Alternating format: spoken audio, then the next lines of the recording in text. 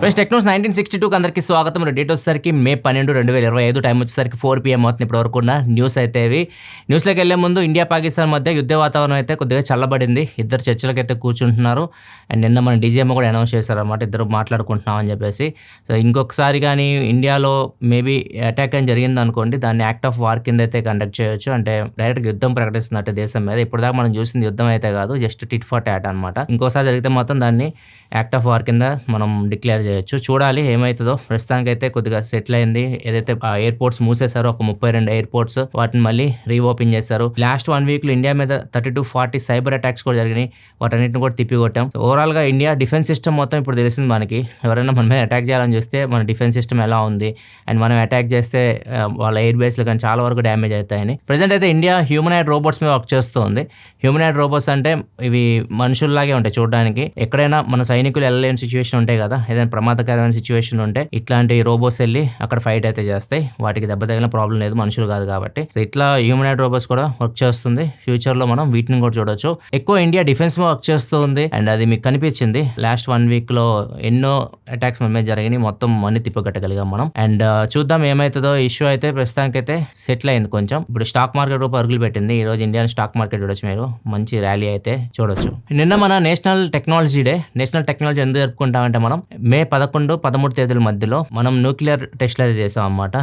Doctor స్వర్గీయ APJ Abdul Kalam గారి ఆధ్వర్యంలో టెస్టులు చేసి మనం ఇప్పుడు సక్సెస్ అయ్యాం. దాన్ని పురస్కరించుకొని మనం ఎవరైతే సైంటిస్టులు కానీ, ఇంజనీర్స్ కానీ, టెక్నాలజిస్టులు కానీ పార్టిసిపేట్ చేసి దీన్ని సక్సెస్ చేసిన అందరినీ స్మరించుకుంటూ May 11 మనం నేషనల్ టెక్నాలజీ డే లాగా జరుపుకుంటాం. నిన్న నేషనల్ టెక్నాలజీ డేని పురస్కరించుకొని ఇండియా యాంత్రా అని అనౌన్స్ చేసింది. యాంత్రా అంటే Jugantar for advancing new technology research of acceleration. దీని మెయిన్ ఆబ్జెక్ట్స్ ఏంటంటే మన ఇంపోర్ట్స్ని తగ్గించుకొని బయట కంట్రీస్ నుంచి మన ఇండియాలోనే టెక్నాలజీస్ డెవలప్ చేయడం, అండ్ కొత్త స్టార్టప్స్ని ఎంకరేజ్ చేయడం, కొత్త ఇన్నోవేషన్స్ని ఫోకస్ చేయడం, ఇట్లాంటి వాటన్నిటికీ ఇది హెల్ప్ చేస్తుంది అనమాట యాంత్రా అనేది.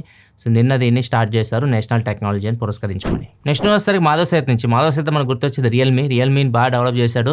తర్వాత రియల్మీ నుంచి బయటకు వచ్చేసి హెచ్టెక్ అని చెప్పేసి పెట్టాడు. ఆనర్ ఫోన్స్ ఇండియాలో తీసుకొచ్చే బాధ్యతను తీసుకున్నాడు. ఆనర్ ఫోన్స్ ఇండియాకి తీసుకొచ్చాడు, కాకపోతే సక్సెస్ అయితే అవ్వలేదు. ఎక్కువ మంది ఆనర్ ఫోన్స్ అయితే కొనలేదు, ఎందుకంటే ఓవర్ ప్రైస్ అనమాట. కానీ సేల్స్ లో కొన్నారు. సేల్స్ లో తక్కువ రేటుకి వచ్చినప్పుడు కొంతమంది ఇంట్రెస్ట్ చూపించి ఫోన్స్ అయితే కొంటున్నారు, కానీ లాంచ్ అయినప్పుడు మాత్రం ఎవరు కొనట్లేదు. అండ్ ఇప్పుడు మాధవ్ సేత్ ఇంకొక వెంచర్ తీసుకొని రాబోతున్నారు. ఇంకొక అస్త్రాన్ని మన మీదకి వేయబోతున్నారు అనమాట. Alcatel brand. ఆల్కాటెల్ మనం ఎప్పటి నుంచో వింటున్నాం. ఇది ఫ్రెంచ్ బ్రాండ్. దీని లైసెన్స్ TCL దగ్గర ఉంటుంది, చైనా దగ్గర అయితే ఉంటుంది. వాళ్ళ దగ్గర నుంచి ఇండియాలో నెక్స్ట్ సెల్ అనే ఒక కంపెనీ తీసుకుందనమాట. అంటే ఆల్కాటెల్ బ్రాండ్ నేమ్ యూజ్ చేసి ఇండియాలో ఫోన్స్ తీసుకొచ్చే బాధ్యత తీసుకుంది. దీంతో మాధవ్ సేత్ కొలాబరేట్ అయ్యాడు. వీళ్ళతో కొలాబరేట్ అయ్యి నెక్స్ట్ సెల్ తోటి మాధవ్ సేత్ ఈ ఆల్కాటెల్ ఫోన్ కూడా ఇండియాకి తీసుకొని రాబోతున్నారు. అండ్ దీని బాక్స్ని టీచ్ చేశాడు. ట్విట్టర్లోకి వెళ్ళి చూస్తే బాక్స్ని టీచ్ చేస్తూ ఫోటో అయితే పెట్టాడు. అండ్ దీని మీద మీరు క్లియర్గా అబ్జర్వ్ చేస్తే దీనిలో స్టైలస్ అయితే కనిపిస్తుంది. ఈ ఫోన్లో స్టైలస్ అయితే ఉండబోతుంది. సో దీన్ని వీళ్ళు ఎక్కువ ఫోకస్ చేస్తున్నారు. ఆ బడ్జెట్లో స్టైలస్తో ఒక ఫోన్ కూడా వస్తుంది. ప్రజెంట్ మార్కెట్లో మోటరోలా H60 స్టైలస్ అయితే ఉంటుంది. దానికి పోటీగా మేబీ తీసుకొని రావచ్చు. ఈ ఫోన్ 20-25 వేల మధ్యలో తీసుకొని వస్తారు. కొత్త బ్రాండ్ వీళ్ళు చెప్తున్న ప్రకారం 220 సర్వీస్ సెంటర్స్ కూడా తీసుకొని వస్తున్నాం దీంతో పాటు అన్నట్లుగా చెప్తా ఉన్నారు. అవి ఎంతవరకు నిజం అబద్ధం చూడాలి. ప్రెజెంట్ అయితే చెప్తున్నారు అది. అండ్ ఈ ఫోన్ ని మోస్ట్లీ తొందరలో తీసుకొని రావచ్చు. బాక్స్ లో కూడా టేస్ట్ చేస్తున్నారు కాబట్టి ఈ మంత్ ఎండ్ కానీ లేకపోతే నెక్స్ట్ మంత్ లో కానీ మనం ఆల్కాటెల్ V3 Ultra దీని పేరు, దీన్ని అయితే తీసుకొని రాబోతున్నారు. నెక్స్ట్ న్యూస్ దగ్గర వెళ్ళే ముందు డీల్ ఆఫ్ ది డే చూసుకుంటే సఫారీ క్యాబిన్ బ్యాగ్. ఇది మనం ఫ్లైట్ లో తీసుకెళ్ళొచ్చు, చిన్న సైజ్ బ్యాగ్ ఇది. అండ్ ఇది నార్మల్ గా మిగతా కలర్స్ 1899 రూపీస్ ఉంటే ఇది ఒక్క కలర్ వెల్లో కలర్ ఒక్కటే 1699 రూపీస్ కి అయితే వస్తుంది. అండ్ దీంతో పాటు అమెజాన్ బేసిక్స్ నుంచి ల్యాప్టాప్ బ్యాగ్, ఎవరైనా బడ్జెట్ లో ల్యాప్టాప్ బ్యాగ్ కోసం చూస్తుంటే 262 రూపీస్ కి అయితే బ్యాగ్ అయితే వస్తుంది. డీల్స్ లింక్ కింద డిస్క్రిప్షన్ లో పెడితే అక్కడ నుంచి మీరు చెక్ చేయొచ్చు. ఇక్కడ కొన్ని ప్రొడక్ట్ ట్యాగ్స్ కూడా పెడతాను, మంచి డీల్స్ ఉంటాయి. ఇక్కడ నుంచి కూడా మీరు డీల్స్ అయితే చెక్ చేయొచ్చు. ఇంకా ఎక్కువ డీల్స్ కావాలంటే మన టెలిగ్రామ్ ఛానల్ లింక్ డిస్క్రిప్షన్ లో ఉంటుంది, అక్కడ ఫాలో అవ్వండి. అక్కడ మీకు ఎప్పటికప్పుడు మంచి డీల్స్ అయితే పోస్ట్ అవుతుంటాయి. నెక్స్ట్ వివో నుంచి Vivo V50 series already launch అయింది. V50 ఒకటే వచ్చింది. ఇప్పుడు దీనిలో కొత్త ఫోన్ తీసుకొని వస్తున్నారు, V50 ఎలైట్ ఎడిషన్ అని చెప్పేసి. సో దీనిలో స్పెషల్ ఏంటంటే బాక్స్ లో మేబీ వీళ్ళు ఇయర్ ఫోన్స్ అయితే ఇవ్వచ్చు. బాక్స్ లో ఇస్తారు, సపరేట్ ఇస్తారు తెలియదు, కానీ ఇయర్ ఫోన్స్ ఇంక్లూడ్ అని చెప్తున్నారు. TWS ఇయర్ ఫోన్స్ ఇంక్లూడ్ చేస్తారు. అండ్ దాంతోపాటు కొత్త కలర్ ఇది. ఇది.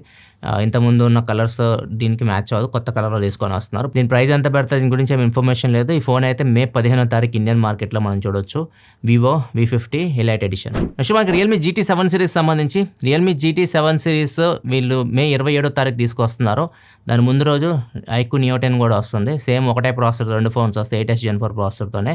ఇప్పుడు వీళ్ళు ఏంటి యూజ్ చేస్తున్నారు, GT7 సిరీస్కి సంబంధించి 7000 mAh బ్యాటరీ, GT7లోనే 7 ఉంది కాబట్టి 7000 mAh బ్యాటరీతో ఈ ఫోన్ రాబోతుంది. అండ్ దాంతోపాటు ఫాస్ట్ ఛార్జింగ్ కూడా యూజ్ చేస్తున్నారు.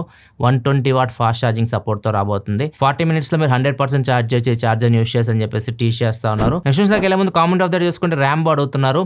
నా పవర్ బ్యాంక్ కొంచెం ఉబ్బింది, వాడొచ్చా వాడకూడదా, ఛార్జింగ్ పెడుతున్నప్పుడు పేలిద్దామని భయం వేస్తుంది. భయం వేస్తున్నప్పుడు ఎందుకు ఛార్జింగ్ పెడతాం మళ్ళీ నాకు అర్థం కాదు. పవర్ బ్యాంకులు కానీ లేకపోతే మన ఫోన్లు బ్యాటరీలు కానీ ఉబ్బితే మాత్రం అస్సలు వాటిని యూజ్ చేయొద్దు. ఫస్ట్ మీరు చేయాల్సింది ఫోన్ బ్యాటరీ ఉబ్బిందంటే వెళ్ళి కొత్త బ్యాటరీ వేయించుకోండి. సర్వీస్ సెంటర్కి వెళ్తే కొత్త బ్యాటరీ వేస్తారు. మీ ఫోన్ బట్టి కాస్ట్ బట్టి ఒక 1000 నుంచి 3-4 మధ్యలో ఉంటుంది. వెళ్ళి కొత్త బ్యాటరీ అయితే వేయించుకోండి. అది కూడా కంపెనీ బ్యాటరీ వేయించుకోండి, బయట థర్డ్ పార్టీ బ్యాటరీస్ అయితే వేయించుకోవద్దు. ఇక పవర్ బ్యాంక్స్ కూడా అంతే. పవర్ బ్యాంక్స్ ఒకవేళ మీకు ఉబ్బింది అనుకోని పక్క పడేయండి. పవర్ బ్యాంక్ మనం కొనేదే 1000 రూపాయలకి అట్లా కొంటాం, కొత్తగా కొనుక్కోండి. ఏదైనా పవర్ బ్యాంక్ కానీ మొబైల్ కానీ మెయింటైన్ చేయండి. మీరు ఛార్జింగ్ పెట్టకుండా అలానే పక్క పడేసారు అనుకోండి. ఇప్పుడు నా దగ్గర కూడా పవర్ బ్యాంక్స్ కొన్ని ఉబ్బు ఉంటాయి, ఫోన్స్ కూడా కొన్ని ఉబ్బిపోతూ ఉంటాయి. సో వాటిని ఛార్జింగ్ పెడుతూ ఉండాలి, మనం రన్నింగ్లో ఉంచాలి. అప్పుడు కొద్దిగా బ్యాటరీ రన్నింగ్లో ఉంటే ఇట్లాంటి ప్రాబ్లమ్స్ అయితే రావు. సో ఇది కొద్ది కేర్ తీసుకోండి. నెక్స్ట్ మనకి సౌత్ కొరియాకి చెందిన టెలికాం ఆపరేటర్ SK టెలికాం, పెద్ద సంస్థ అనమాట, మన ఎయిర్టెల్ జియో లాగా అక్కడ వీళ్ళు కూడా పెద్ద సంస్థ. సో వీళ్ళది దగ్గర వీళ్ళ యూజర్స్ సిమ్ కార్డ్స్ హ్యాక్ అయ్యాయి. దగ్గర 2.5 CR 2,50,00,000 మంది సిమ్ కార్డులు అయితే హ్యాక్ అయిన హ్యూజ్ నెంబర్ అని చెప్పొచ్చు. ఇది వీళ్ళ యూసిమ్ మీద సైబర్ అటాక్ జరిగింది. యూసిమ్ అంటే యూనివర్సల్ సబ్స్క్రైబర్ ఐడెంటిటీ మాడ్యూల్ మీద సైబర్ అటాక్ జరిగింది. సో ఇప్పుడు దీని యూసెస్ వీళ్ళు ఏం చేయొచ్చు అంటే, ఎవరైతే హ్యాక్ చేస్తారో వీళ్ళు క్లోన్స్ తయారు చేయొచ్చు. ఆ సిమ్ కార్డ్స్ అయితే వాళ్ళు యూస్ చేస్తున్నారు యూజర్స్, వాటి క్లోన్స్ తయారు చేయొచ్చు అనమాట.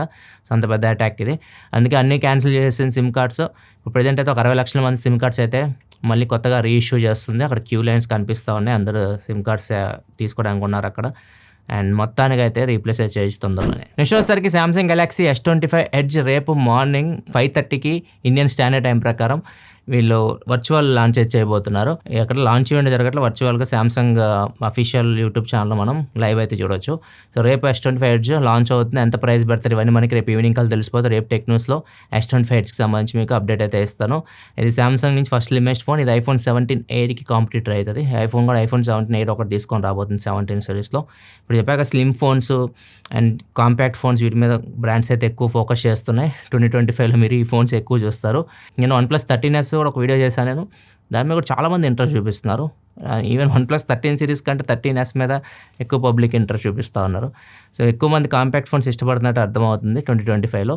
చూద్దాం ఏది విన్ అయిద్దో ఎండింగ్ వచ్చేసరికి. నెక్స్ట్ పూణేలో జరిగింది. పూణేలో ఒక వ్యక్తి 40 ఏళ్ళ ఆయన ATMకి వెళ్ళాడు. ATMకి వెళ్ళి ATM కార్డు ATM మిషన్లో పెట్టాడు, ఇరుక్కుపోయింది, కార్డు బయటికి రావట్లేదు.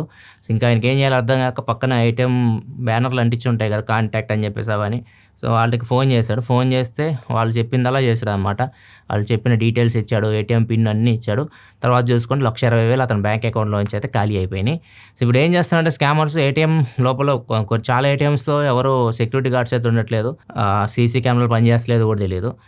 బోర్డ్స్ ఉంటాయి కదా, బోర్డ్స్ని మార్చేస్తున్నారు. ఆ నెంబర్స్ టోల్ ఫ్రీ నెంబర్స్ అట్లాంటి వాటిని తీసేసి వీళ్ళ నెంబర్లో పెట్టడం ఇట్లాంటివి చేసేసి అక్కడి నుంచి స్కామ్ చేస్తున్నారు. ATM కూడా స్ట్రక్ అయ్యేలా కూడా ప్లాన్ చేస్తున్నారు. కొద్దిగా జాగ్రత్తగా అయితే ఉండండి. ఇట్లాంటి మీకు ఏమైనా జరిగితే దగ్గరలో ఉన్న బ్యాంకుని సంప్రదించడం, లేకపోతే అఫీషియల్ వెబ్సైట్స్లో మీకు నెంబర్స్ అయితే దొరికితే వాటిని కాంటాక్ట్ అవ్వడం, కానీ ఎక్కడ పడితే అక్కడ అంటించిన నెంబర్స్కి ఫోన్లు అయితే చేయకండి. ఇది ఫ్రెండ్స్ వరకు కొన్ని న్యూస్ అయితే. ఎపిసోడ్ మీకు నచ్చింది అనుకుని వస్తే లైక్ చేయండి. రేపు Motorola Razr 60 Ultra unboxing video మన ఛానల్ అయితే వస్తుంది. ఆ వీడియో మీరు చూడాలనుకుంటే మన ఛానల్ సబ్స్క్రైబ్ చేసుకొని ఫాలో అవుతుండండి. చాలామంది Motorola H60 Pro రివ్యూ అడుగుతూ ఉన్నారు, దాని వర్క్ జరుగుతుంది. H60 Fusion ఫస్ట్ వస్తుంది, తర్వాత H60 Pro అయితే వస్తుంది. Motorola ఫోన్స్ తెగ లాంచ్ చేస్తున్నారు. లాస్ట్ 40 డేస్లో ఇది 4వ ఫోను. రేపటి నుంచి Razr 60 Ultra యాడ్ల కోసం రెడీగా ఉండండి. మొన్నటి దాకా H60 Proతో చావగొట్టారు, ఇప్పుడు Razr 60 Ultra యాడ్ రావచ్చు రేపటి నుంచి. Thanks for watching. మళ్ళీ మనం రేపటి టెక్ న్యూస్ సెలవు. బాయ్.